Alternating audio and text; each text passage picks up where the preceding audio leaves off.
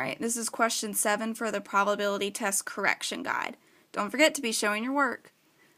So Sandra wants to buy lunch at school, and she can choose from a sandwich, these two, one of these 3 side items, and one of these 2 drinks.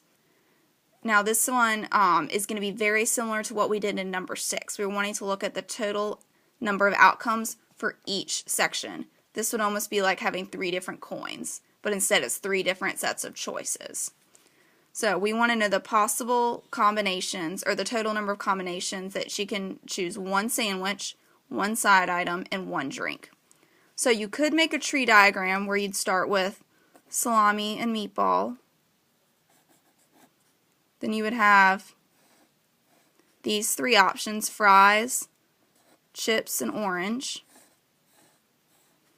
Fries, chips, and orange, because there are 3 different outcomes.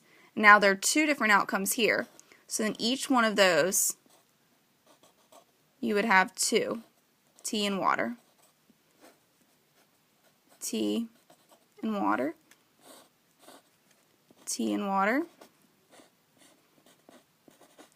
And finally, this one.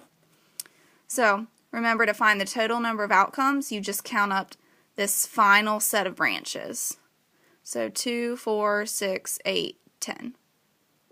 12. Sorry. 2, 4, 6, 8, 10, 12. So there would be a total of 12 outcomes. Another way to figure that out is to use the total number of outcomes from each section. So there are a total of 2 sandwich choices. There's a total of 3 side item choices. There's a total of 2 drink choices. So 2 times 3 is 6, times 2 is 12. Both ways work. This should be familiar because we worked on this in class about the both ways to find the number of outcomes. So there's a total of 12 outcomes. Now, just like in number 6, when I asked you the probability of getting all tails, you were doing the same thing here, just the probability of getting one of the possible 12 outcomes. So salami, fries, and tea is simply one combination out of 12. So the probability is just 1 out of 12. All right, number 8. So the middle school has 120 students, and they each have to sign up for 1 elective.